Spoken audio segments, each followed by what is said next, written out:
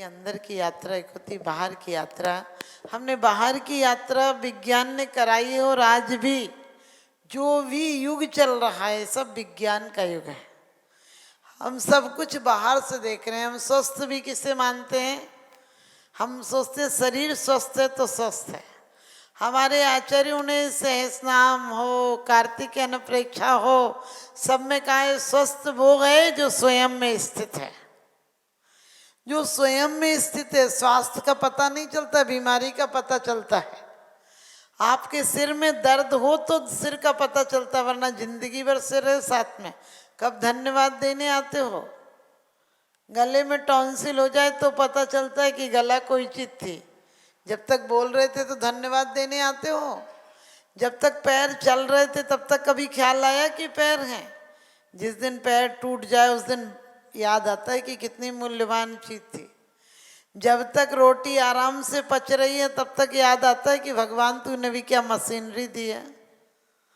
आज यदि एक रोटी से या कोई खाद्य पदार्थों से खून बनाना हो तो मुझे लगता है कम से कम 50 किलोमीटर के एरिया में मशीन लगाना पड़ेगी, तब जाकर वो इतना, कहते हैं कि इतनी प्रतिरोधों से गुजर कर जाकर शायद बन पाए। लेकिन परमात्मा ने क्या व्यवस्था की है, प्रकृति की क्या व्यवस्था है। प्रकृति ने आज, आपको पता है, हर लोग बीमार हैं क्योंकि ना धूप है, ना पानी है, ना हवा है, ना प्यार है, ना अध्यात्म है, ना परमात्मा है। हमारे पास क्या है? जोड़ने के नाम पर हमने जड़ पदार्थ जोड़े हैं और जड़ पदार्थ को जोड़ते जोड़ते हम भी जड़ हो गए। आपको सोचोगे कि हम तो जड़ पदार्थ कहाँ जोड़ रहे हैं, अपने सब काम की चीज जोड़ रहे हैं। कौन सी काम की चीज है आपकी? आपकी सच पूछो तो धर्मात्मा परमात्मा से ये नहीं कहता है मुझे चीजें देना, मुख कहता है जो मेरे साथ जाए वो चीज देना। क्योंकि इंसान यहाँ हिसाब लगाता है इतना पैसा था बढ़कर इतना हो गया, और प्रकृति हिसाब लगाती है तेरी इतनी उम्र थी अब इतनी सी रह गई। पूज्य पाद स्वामी जी बड़ी अच्छी बात कहते हैं कि तू दिन पर दिन धन की वृद्धि सोचता है, तेरी आयु की तो क्या वृद्धि नहीं ह्रास हो रहा है। क्योंकि हम सोचते हैं हमारी आयु बढ़ रही है, हमारे मोक्ष की तरफ हम जा रहे हैं। कभी विचार करके देखना, ये पूजन के शब्द, ये मात्र 2-4 पेज पलट कर घर चले जाना, अपने आप को पलटते हो कभी? माला फिरती है, अपने आप को फेरते हो कभी? मंदिर में आकर निस्सही बोलते हो, कभी निस्संग होने की कोशिश की? परिग्रह 24 वेद त्याग करें मुनिराज जी, तृष्णा भाव उछेत घटती जान घटाई है। क्योंकि हवस अरमान तो सम्राटों के भी अधूरे रह जाते हैं, आवश्यकताएं गरीबों की पूरी हो जाती हैं और आसक्ति सम्राटों की अधूरी रह जाती हैं। क्योंकि कहते हैं दौलत भी अजीब है, गरीबों को जिन महलों के सपने दिखाती है चैन से जीने नहीं देती, उन्हीं अमीरों को उन महलों में सोने नहीं देती। उन्हीं महलों में अमीर सो नहीं पाते हैं, दवा की गोली लेकर सोते हैं। कभी सोचना ना, क्योंकि जो संसार विशेष सुख होता तीर्थंकर क्यों त्यागे, काहे को शिव साधन करते संयम सो अनुरागे। आप लोग आज संयम बोझ क्यों लगने लगा? क्योंकि हमें सिर्फ बाहर का स्वास्थ्य, शरीर की अस्थि पंजर ठीक हो तो हमें लगता हम ठीक हैं, हम ठीक नहीं हैं। आप धन्य कुमार मुनि को ले लो, कितनी यातनाएं सहना पड़े, क्योंकि उन्होंने पूर्व जन्म में जो अवहेलना की थी, गुरुओं की थोड़ी सी अवहेलना कर दी थी, इस जन्म में पूरे जीवन भर मुनि होकर भी शांति से नहीं रह पाए। शांति बाहर नहीं थी, ध्यान रखना। मुनि होकर कोई उपसर्ग तो कर सकता है लेकिन उन्हें विचलित नहीं कर सकता है, वही स्वस्थ है। लोग कहते हैं स्वार्थी बन जाओ, मैंने कहा स्वार्थी एक बार हो जाओ तो तुम्हारा कल्याण हो जाए, क्योंकि स्वार्थी किसे कहते हैं? स्व के अर्थ को उपलब्ध करना स्वार्थी है, स्व के रथ पर आरूढ़ होना स्वार्थी है। हम कहाँ स्वार्थी? ना हम स्वार्थी हैं ना हम परमार्थी हैं। हम भगवान को पूजन करते हैं, पूजन में भी हमें उनका बहुमान नहीं रहता है। हम क्या कह रहे हैं कि जड़ दीप विनस्वर को प्रभु समझाता अब तक मैंने उजियारा, फिर भी ये झंझा के एक झकोरे में जो बनता घोर तिमिर का, तो चढ़ा क्यों रहे हो? उन्हें अपनी बेईमानी पहले ही बता रहे हो कि ये सब बेकार है। ये धूप अनल में खेने से कर्मों को नहीं जलाएगी, तो काय को फिर ला रहे हो? अरे आस्था ये रखो कि ये धूप मेरी उसी तरह से जैसे विवाह परिणति, जिस प्रकार से खराब पदार्थ, आपको कचड़ा हो घर में, कई बार रद्दी हो तो क्या कहते हैं? इसे आग लगा दो, आग लगा दो, इसका मतलब इसकी निशानी मिटा दो। हम भी शुक्ल ध्यान अच्छे शुभ परिणामों की अग्नि में, ध्यानाग्नि में, बड़ी सुंदर बात कही है स्वयंभू में कि भगवान आपने कर्मों को निर्दयता पूर्वक भस्म कर दिया, दया नहीं की कर्मों पर। तुम लोगों पर दया क्या करोगे? खुद पर दया कर लो तो तुम्हारा कल्याण हो जाए। हमें खुद पर दया नहीं, हम लोगों पर दया करते हैं, वो दया भी अभिमान के लिए करते हैं। आजकल भिखारी का भी अपना स्टैंडर्ड है, आपको पता है। भिखारी भी थोड़े बहुत पैसे नहीं लेता है, 10-20 का नोट दो तो मुंह पे मार कर देता है कि क्या करेंगे, अब कोई जमाना रह गया। वो भी आपको जानता है कि तुम कब पैसे दोगे। तुम्हें वो जब तुम बहुत भीड़ में हो रिश्तेदारों में तो कहता बाबूजी दे दो। आप जैसा बड़ा आदमी देगा जरूर, क्योंकि वो दया से नहीं दे रहा है, वो अपने अहंकार की पुष्टि के लिए ले रहा है। हमारे आचार्यों ने कहा है दया, परोपकार, क्षमा, विनय ये अंदर से प्रकट होती हैं, बाहर से तो दिखती हैं। आज कहते हैं सच्चाई छुप नहीं सकती, बनावट के उसूलों से खुशबू आ नहीं सकती, कभी कागज के फूलों से। आज प्रेम हो, रिश्ते हो और त्योहार हो, चाहे कोई पार्टियां हो, सब बाहर की रह गए। आज लोग नाचते हैं तो शराब के नशे में नाच पाते, बताओ नाचना ही भूल गए। जब तक वो नशा नहीं करें तब तक नाचना नहीं आता उन्हें। नाचना भूल गए, गाना भूल गए, प्यार मोहब्बत सब भूल गए।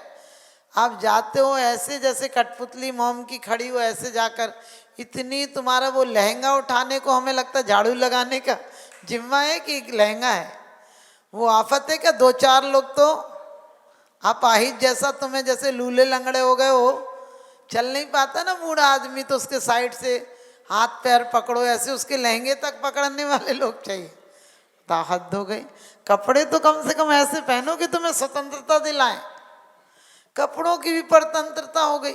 अरे कपड़े पहने क्यों जाते हैं? कि लोगों को आकर्षक रहे, आकर्षण रहे। पहले जब पर्दे में बहू आती थी तो लोग झांक झांक कर देखते थे। आज ऐसी आती है कि एक भी झांकने की जरूरत ही नहीं, वो सब जगता है, समझ के बाहर से दिखता है। हद हो गई। माने कहते हैं कि ठीक है पता था कि कलयुग आएगा, लेकिन इतनी जल्दी 18,000 वर्ष तक धर्म को चलना है और आज अधा पतन की चरम सीमा पर पहुंच गया। अब सोचिए, ठीक है ये एक युग था, तालाब जैसी जिंदगी थी, धीरे धीरे बदलती थी तो पता नहीं चलता था। आज 25-30 साल में ऐसा परिवर्तन आ गया कि हमारे कोई रिश्तों की अहमियत नहीं रही। क्योंकि पहले पति की कमाई पर औरत निर्भर रहती थी, तो सोचती थी कपड़ा गहना खाना पीना सब ये देगा, तो थोड़ी दबती थी। अब वो सोचती काहे को दबूं, मैं तो तेरे से ज़्यादा कमाती हूँ। ध्यान रखना, अपनी बच्चियों को पढ़ाना लिखाना, लेकिन पहले देव पूजा बाद में काम दूजा। लोग कहते हैं भगवान क्या देता है? हमने कहा भगवान बिना क्या मिलता है? भगवान आत्म संतुष्टि देता है। ना चाहूं मैं स्वर्ग संपदा, नरकों से नहीं डरता हूं, किंतु नरक में जाने जैसे काम कभी नहीं करता हूं। हम प्रथमान योग, करणान योग, चरणान योग है, हम भगवान को कर्ता नहीं मानते हैं, ध्यान रखना। हमारी विशेषता, हमको जरा सी बात होगी, हे भगवान तुमने भी क्या किया।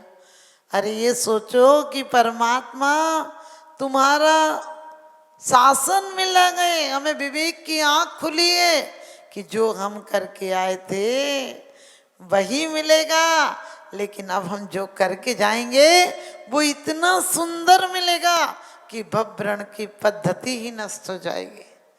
आप कहोगे तो माता जी क्या करें, घर छोड़ दें, सन्यास ले लें, पीछे कमंडल ले लें। मैंने कहा पीछे कमंडल से मोक्ष नहीं होता, अंदर से इच्छाएं सीमित हो जाएं। कई लोग अपन खुद का तो पता नहीं, ये तो गलत है ना, ये तो गलत है, किसी को गलत मत देखो। पहले आपको पता है बड़े बुजुर्ग जो निर्णय कर देते थे वो पंचायत को मान्य होता था, मानते सर आंखों कि अब चलो ताऊ जी ने कह दिया, दादाजी ने कह दिया, अब इसके आगे बोल कौन सकता है। आज बेचारा बाप बोल ही नहीं सकता बेटे के आगे, वो अपने आप को इतना होशियार समझता है। आज मंदिरों में सोच कर देखना, मंदिरों में वो अपनत्व की भावना, वो प्रेम की भावना, वो भगवान के प्रति समर्पण की भावना रह गई क्या। आज तो ड्यूटी है, मजबूरी है कि लोगों को अभिषेक पूजन करना है।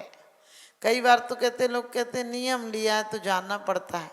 आज हमारी ड्यूटी है, आज हमारा नंबर है। हमने कि कोई सजा भुगत रहे हो कि आज इसमें नंबर है तुम्हारा। ये सजा नहीं है, ये तो सच जीवन को सजाने की प्रक्रिया है। क्योंकि जो जिनेंद्र देव की अदब और मर्यादा से आता है, आप लोग ध्यान रखना, अपने बच्चों को हमेशा ये सिखाना, बादब आना यहाँ हर शख्स को दरकार है, बादब आना यहाँ हर शख्स को दरकार है, वही सहनशाह मेहरवा शाह का दरबार है। ये तीन लोक के नाथ का दरबार है। इसमें तीन लोक के इंद्र अभिनंदीश्वर दीप में इंद्र जाकर पूजा करते हैं। सोचा आपने 6-6 घंटे 24 घंटे अहिर्निश पूजा करते हैं कि ये यदि दक्षिण दिशा में है, पश्चिम में चले जाएंगे, उत्तर में है, पूर्व में चले जाएंगे, चारों दिशाओं में 6-6 घंटे क्या करते हैं, भगवान को देखकर वो बोलती नहीं है मूर्तियां, लेकिन सम्यक दर्शन में कारण होती हैं। क्योंकि निरखो अंग अंग जिनवर के, जासे झल के शांति अपार। आज तक हमने सफेद प्रतिमा, पीली प्रतिमा, पीतल की प्रतिमा, अरे तुम्हें पीतल और मार्बल दिख रहा है क्या। तो पत्थर से सिर्फ सिर फोड़ा जा सकता है, कर्म नहीं फोड़े जा सकते हैं। जिस दिन इन मूर्तियों में भी परमात्मा नजर आने लगेगा, उस दिन सच्ची पूजन हो जाएगी। हम परमात्मा से कुछ मांगने नहीं आते हैं, ये मांगो, मांगना ही है कि परमात्मा चारों गतियों में देखो, जिन देवों की आयु कम रह जाती होगी और देवांगना का वियोग हो जाता होगा, और उस समय हो सकता है 6 महीने तक का समय है कि कोई देवांगना नहीं है, उनका जीवन कैसा होता होगा। नरकों में एक क्षण को शांति नहीं है और मरने की व्यवस्था भी नहीं, अकाल में मृत्यु नहीं होती है। और मनुष्य और त्रियंच गति के तो हमने इतने स्वार्थी, इतने मंद बुद्धि है, हम इसी जीवन में कितने दुख सहते हैं, कितनी बार ठोकरें, कितनी बार जिल्लत, कितनी बार बेईमानी, कितनी बार अपमान हो गया, लेकिन हमें अकल नहीं आती।